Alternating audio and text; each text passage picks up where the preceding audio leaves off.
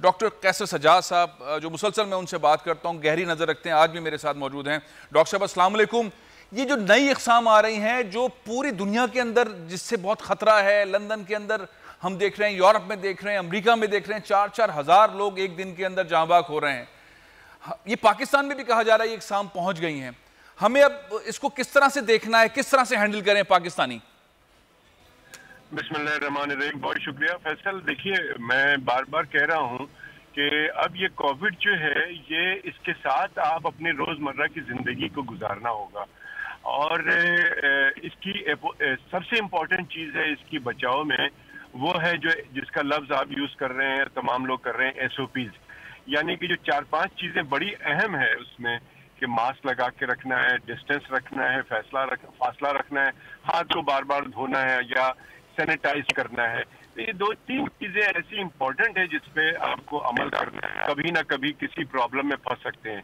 और जहां तक देखिए नई अक़साम जो वेरिएंट्स हैं, ये वेरिएंट्स से मजीद बनेंगे और मजीद खतरा हमारे लिए हो सकता है, क्योंकि ये जितना ज्यादा मल्टीप्लाई होगा, जितना ये लोगों से एक से दूसरे में फैलता रहेगा, उतना ये ज्यादा म्यूटेट होगा और म्यूटेट होके ये अपनी शक्ल चेंज करता है, कहीं पे कमजोर होता है, कहीं पे बहुत ताकतवर हो जाता है।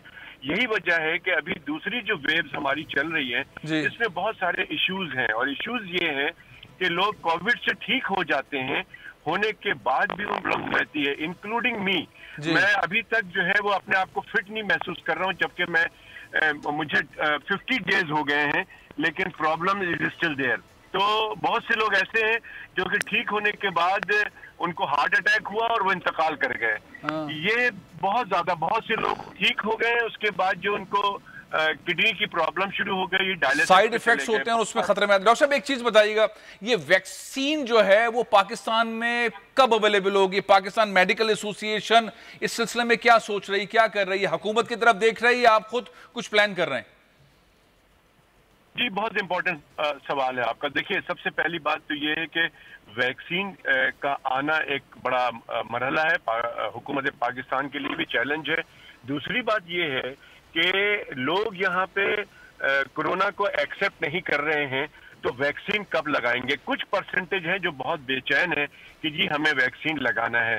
हुकूमत पाकिस्तान ने अभी कल ड्रैप ने जो वैक्सीन की इजाजत दी है, उसको रजिस्टर करने की कोशिश की, उसको अप्रूव किया है, उसकी तादाद बहुत थोड़ी सी है।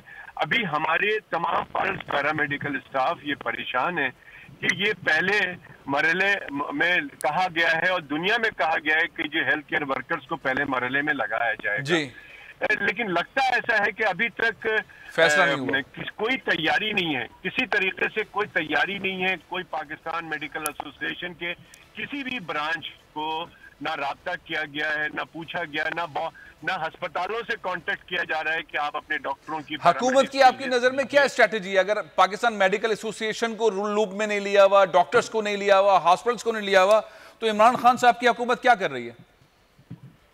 मैं समझता हूँ कि ये वही काम होगा वैक्सीन में भी, जो हैपेजेड वे में जिस तरह पाकिस्तान चल रहा है, जो डेली बेसिस पे जो काम हो रहा है, एडहॉक बेसिस पे, वही सारा काम हमारा पूरा हेल्थ का निजामी एडहॉक बेसिस पे चल रहा है, जबकि हम बार बार कहते हैं कि इसको परमानेंट बेसिस पे चलाएं। ये एक ऐसा मौका था जब हम बहुत बहुत शुक्रिया डॉक्टर कैसर सज्जाद साहब, एक ऐसा मौका है और है भी जब हम हेल्थ की चीज़ों को बहुत ऑर्गेनाइज कर सकते हैं। बहुत मायूसी की बात है, जैसा डॉक्टर कैसर सज्जाद कह रहे हैं कि हुकूमत जो है पाकिस्तान मेडिकल एसोसिएशन के साथ राब्ते में नहीं है, तो किस तरह वैक्सीन के अमल को आगे बढ़ाएगी, किस तरह से ठीक करेगी। सब्सक्राइब करें और बेल दबाएं ताकि कोई खबर रह न जाए।